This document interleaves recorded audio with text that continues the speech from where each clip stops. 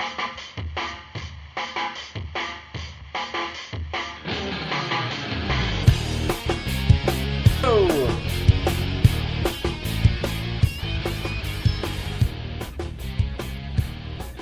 welcome back, Sideliners, to your second half of Sidelines Pads podcast. I am Joshua Thompson, your host.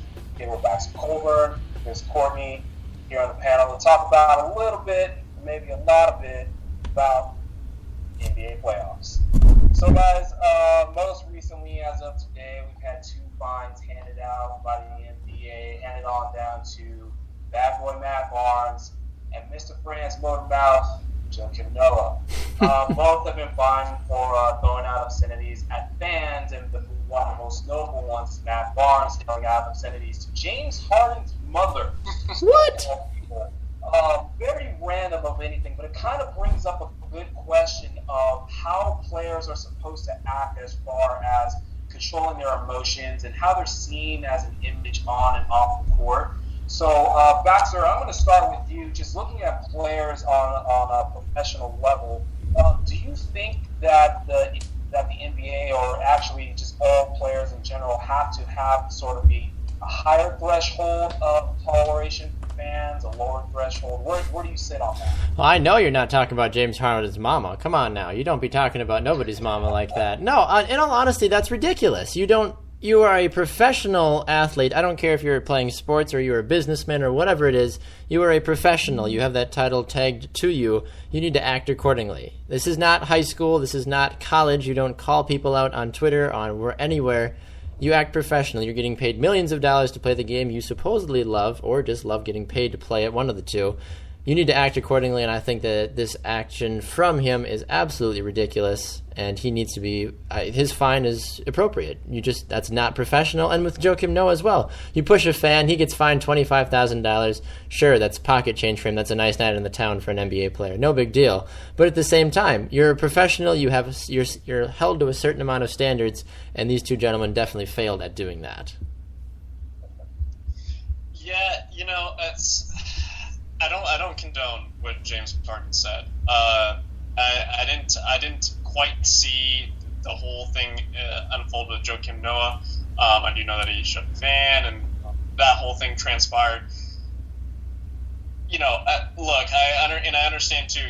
People are paying money to see you, and in your office space, so to speak, as an NBA player or just as a professional athlete, is different than that of a businessman.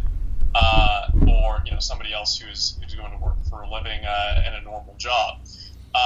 So with that said, there's going to be things that you are privy to as somebody who is observing these athletes go head to head, that is not necessarily PG. So yeah, I mean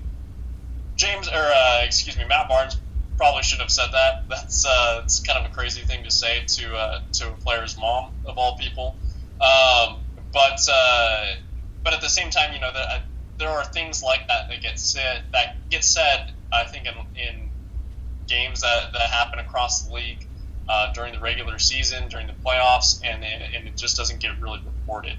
The fact that it was one of those incidents that was kind of uncovered and was kind of brought to the light makes us feel like this is so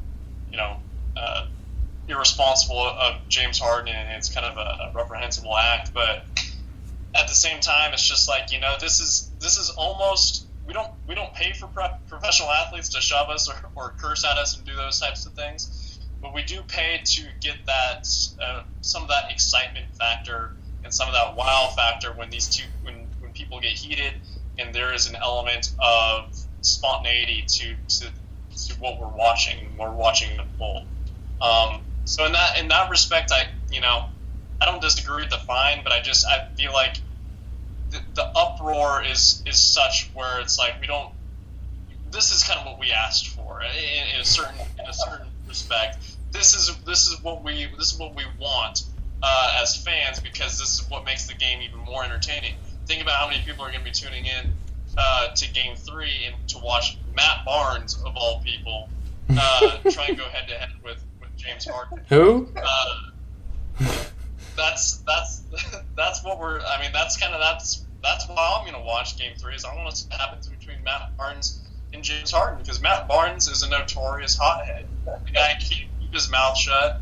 He can't lay off.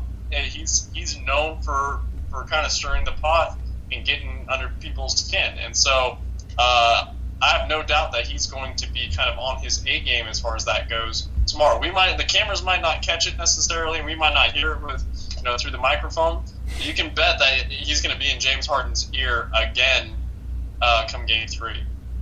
Now, granted that Game 3 is going to be a little bit closer to Mother's Day, I kind of think that, and this is just in all context of what goes on between players, but I feel that when he found out that it was James Harden's mom, he was like, oh, mom, my bad.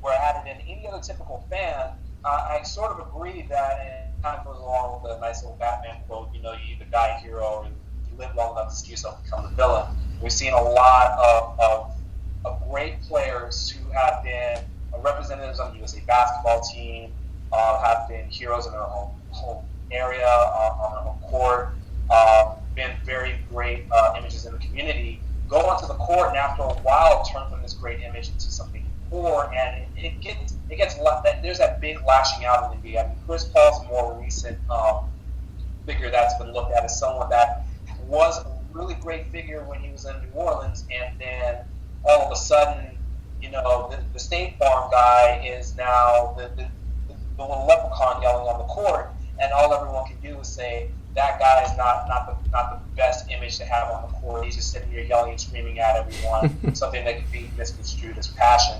And it is totally understandable. I mean, there are a lot of positions out there just in the normal workforce, for example, customer service, where you have to deal with a certain type of person every day, and eventually you will blow up. But the question does still remain, because is it a pay? Is it because of the pay? Is it because of the type of job? Is it because it's entertainment that these players are held to a higher standard? Is it too high, in a sense? I wonder that.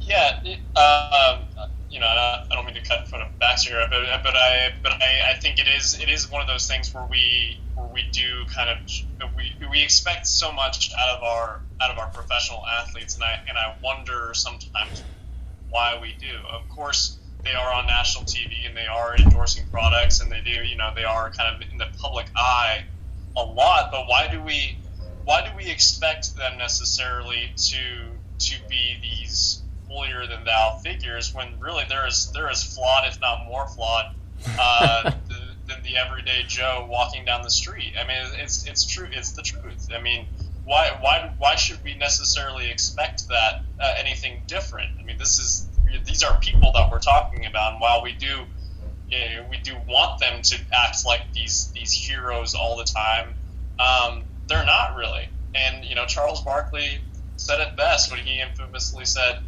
I don't want to be your role model. I don't want to be. I'm not the guy to look to know how to act. If a kid is looking to me for how to act, then his parents have failed him in a sense. That's just terrible. So look, I mean, not everyone's got a quality upbringing. I'm not like this is probably be a great discussion for parenting community on Sidelines. Very true. But and not everyone has those examples, and so yeah, I get it, understand. But at the same time, it's like we're all human. These guys are human, and when you're making millions of dollars and you have some of the advantages that these folks have. Sometimes you're gonna cross the line because look, you can afford to. You can literally afford to cross the line. So yeah, no kidding. I don't know. That's just my take on it, and I guess I'd be interested to hear what Baxter says. But I just think that we do hold our athletes to maybe too high of a standard. Yeah, I mean, in all honesty, you can look at it a lot of different ways. I feel like anytime, no matter who they are, you pay anybody a substantial amount of money, you expect professionalism from them. And I think a lot of people are really tired of the holier-than-thou, untouchable, as it were. And I think we're really starting to see that with Deflategate and Tom Brady and everybody. People thought he was such an untouchable figure in the NFL, and now rumor has it he might be suspended for the entire next season. We don't know for sure if that'll be the exact case or not, but at the same time, you think of somebody like that, 4 Super Bowls, 4 MVP. The man is just, a legend, will more than likely be a Hall of Famer, but he's not untouchable. He's made mistakes. Like you said, everybody makes mistakes, whether you're a professional, whether you're, Joe on the street. But when you do make a substantial amount of money, especially playing sports, I think that the athletes need to realize that they are held to a higher standard and need to act accordingly and not realize that they can do whatever they want and they won't ever go to jail. They won't, get in trouble no matter what. And we see that in the NFL a lot, I think, especially with this last year with Adrian Peterson and Ray Rice. They thought they were above the law, and what happened to them. So definitely it's one of those situations where there is a line that is drawn in the sand, a very hazy, watered out, sort of muddy line that hasn't been said, this is how far you can go before, whether you're a fan or you're an actual employee of whatever organization you're with, this is how far you can go until that's just too far. And it's just a matter of how do you know what's crossing it or not? Definitely should be some clear lines drawn. What lines really need to be drawn right now is who's going to step over the line and step up to the line to make some things happen in this playoffs coming up. And let me tell you, gentlemen, this is a very exciting set of series here. We have 4 different series that are all tied up at a game apiece. It just shows that no home court advantage is safe. It doesn't matter who you are. Even the Warriors got beaten at home by the Grizzlies. And so just looking at each game, not a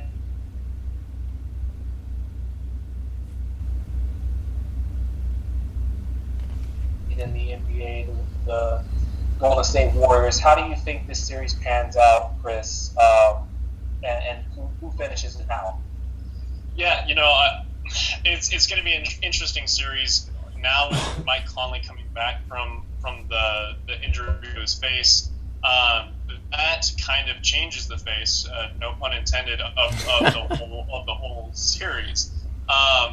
You look at it and you have Memphis going into Golden State, a place where Golden State has been damn near flawless all season long, and they win that game, and then the series shifts back to Memphis.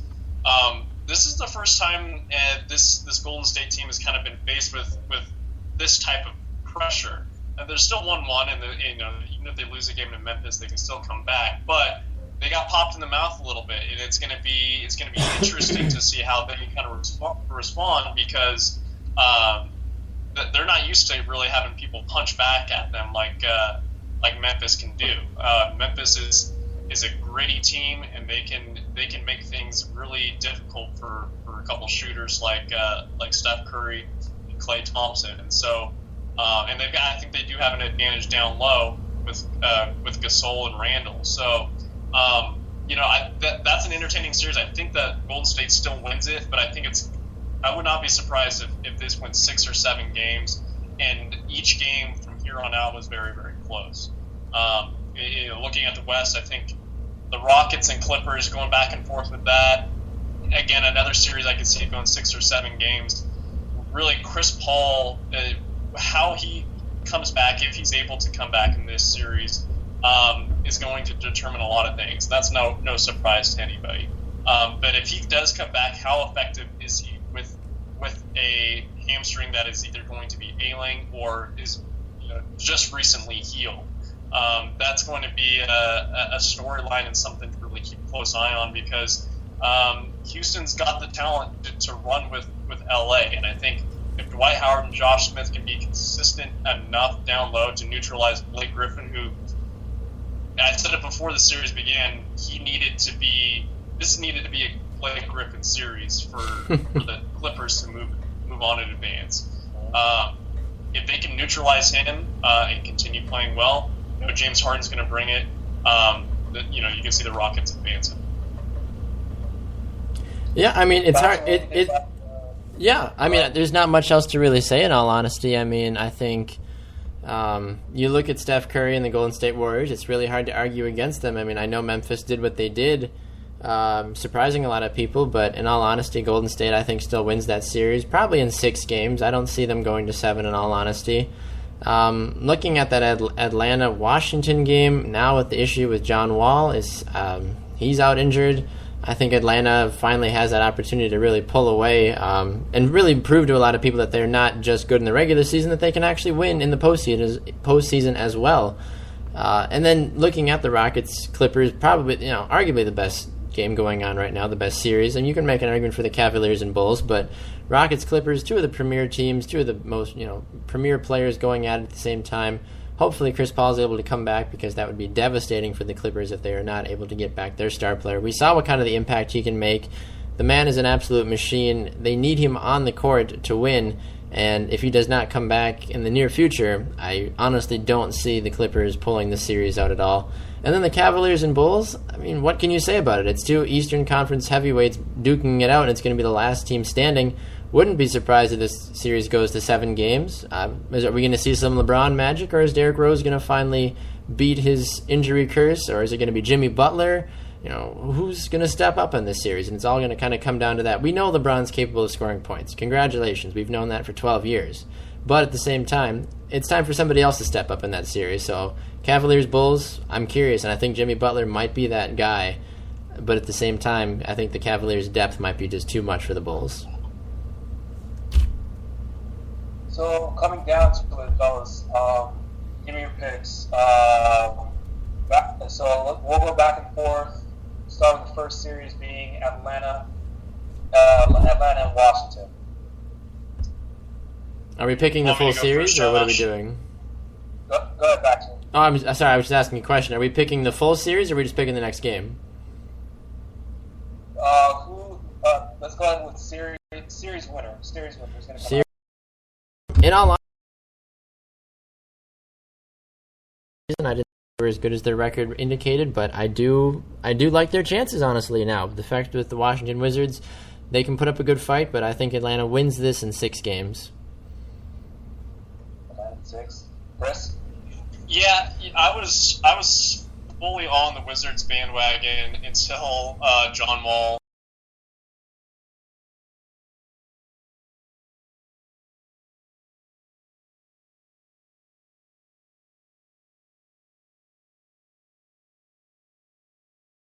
Wizards are done, and so I'm gonna bank on that being the case, and I'm gonna take Atlanta winning in 6. Okay, and moving further up the coast, Cavs and Bulls. Cavs, the last we left off, were up by a couple of points.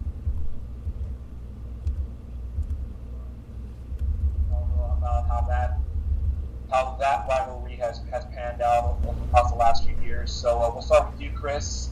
Series winner of Bulls and Cavs.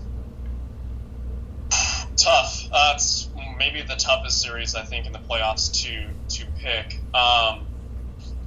I'm going to go Cleveland, and I'm going to stick with that pick. I think that they are led by just a force of nature in LeBron James, who I think Chicago has more answers collectively for than maybe any team in the Eastern Conference. But I just think that they're going to have that mojo, and the way that they played in Game 2, I think, showed me a lot as far as, hey, they can still win and handle a very, very good Chicago Bulls team without Kevin Love, and really having the focus kind of narrowed down between Kyrie Irving and LeBron James. Now they'll get J.R. Smith back.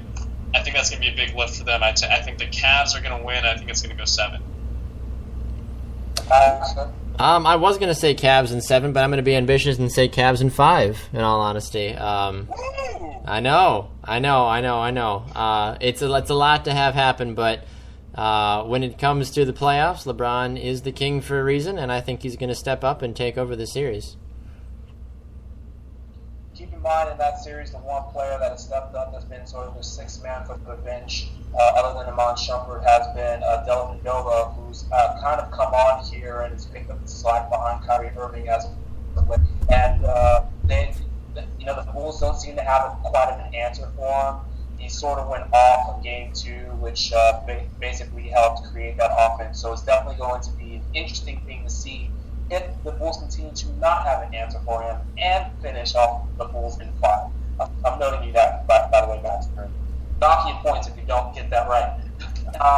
Going on to the somewhat interesting shouting match that's going on between Houston and LA Clippers. Baxter, who you got coming away with that series? In all honesty, before the series started, I thought it was going to be the Rockets.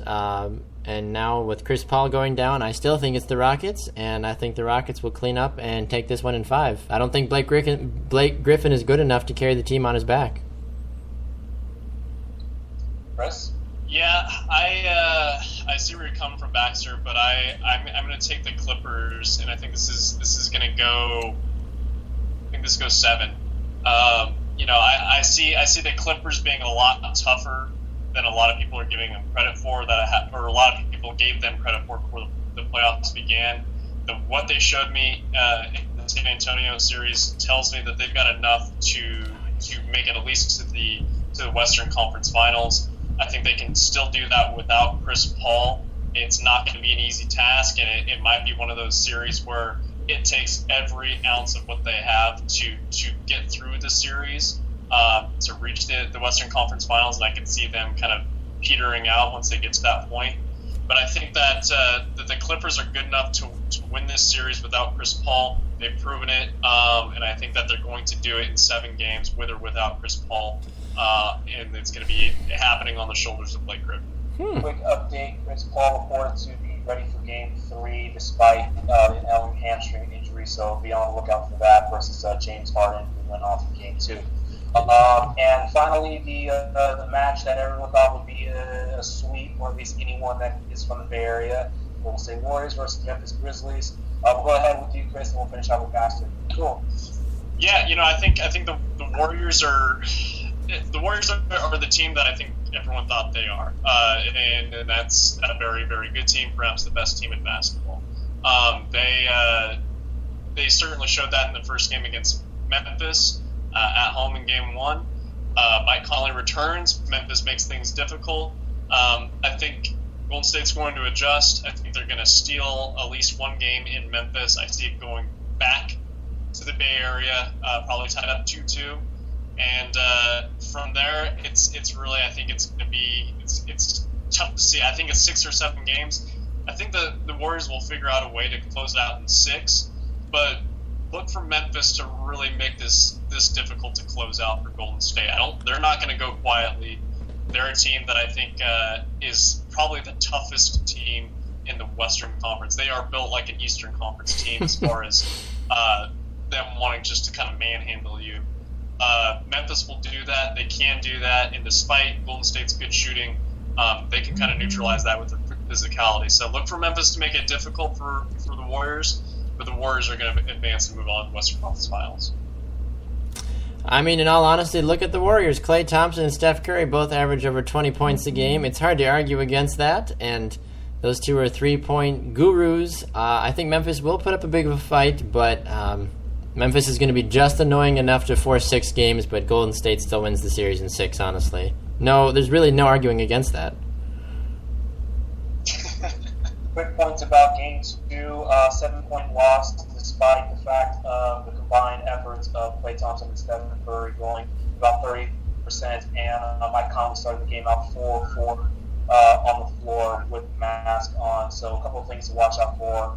Definitely the shooting of the Splash Brothers and the continuance of the performance of Mike Conley in that series. So we're about to wrap this up here, guys, but we got to do something important. We got to talk about everyone's work during the year. We're talking about the Players Awards. So I just want a quick agree, disagree, one sentence why or why not. We'll talk about some of the greatest player awards that are handed out during the season. Let's start out with Rookie of the Year went to Andrew Wiggins, the man who was shunned in a sense from the Cavaliers. So we'll start with you, Baxter. What do you think, yay or nay? Do you think he deserves it, yes or no, and why? Yeah, I completely agree. I mean, look at his work ethic in college and then what he did this season. I mean, the man is a machine. He did a great job. He's got an excellent career ahead of him as long as he stays healthy. It's hard to really argue against, his impact that he had on the team this year. Chris? Yeah, I think Andrew Wiggins is definitely deserving. I think he's the face of that franchise moving forward. I'm really excited to see him and Zach LaVine play together. I almost called him Adam Levine. That would have been really interesting, honestly. No, really excited to see those two guys play together. That pairing has just star power written all over it, and I think it's going to be really, really cool.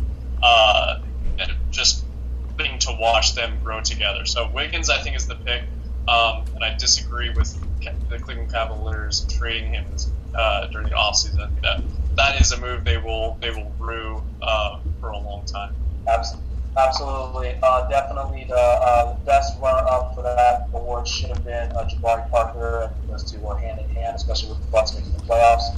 But that'll be an argument for next season. So mad Jabari got hurt. So mad. I said I'm so mad that he got hurt. A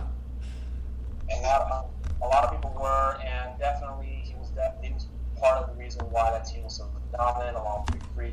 But again, definitely a good discussion going forward to see how those two show up over the next few years.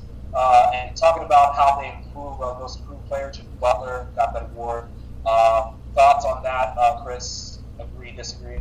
Totally agree with naming him most improved player. I think you could have even included Draymond Green in that discussion, but I think Jimmy Butler, with what he did, with the Bulls just being kind of a walking mash unit for the past couple of seasons, and this season he had a breakout year. Best defender and arguably their best offensive player when they really need kind of someone to create their own shot.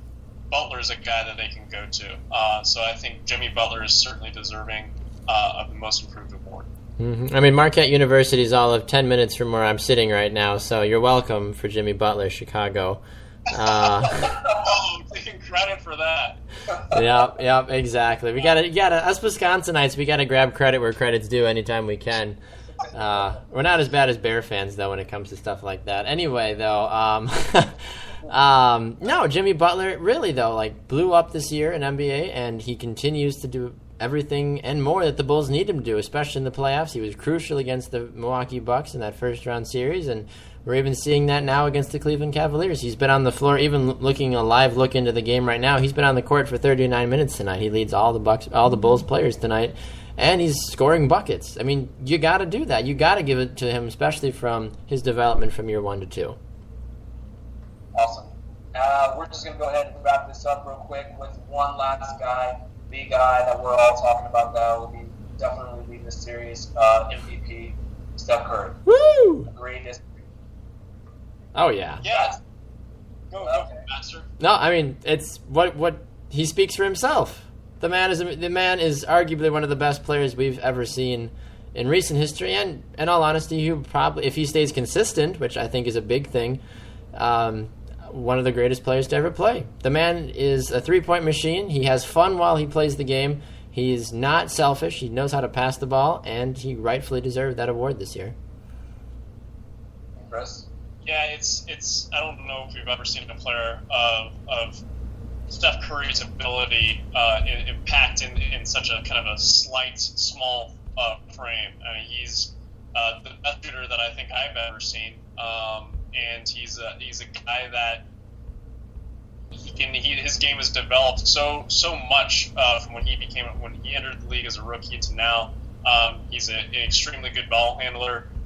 He's improved drastically on defense.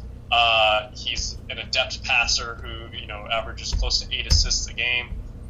He is the best player in the league this year, and I think he's going to have, as long as he can stay healthy. And he's had ankle injuries in the past and things that have kind of hampered him in his development in the past. But if he can stay healthy, we're witnessing one of the most brilliant players, I think, of this generation. Agreed on all points. James Harden coming in at a decent number 2, and somehow LeBron James sneaking in there at number 3, but that's a whole other argument aside. There was stuff in the ballot boxes. There was stuff in the ballot boxes for LeBron. He was paying him off. It's a conspiracy. Florida votes on that one. Okay, so we'll go ahead and check the count on this. Thanks again, guys, for joining us here on the Sidelines Pass. Again, this is Chris Courtney, basketball learn, Joshua Thompson, signing off. Sidelines Pass.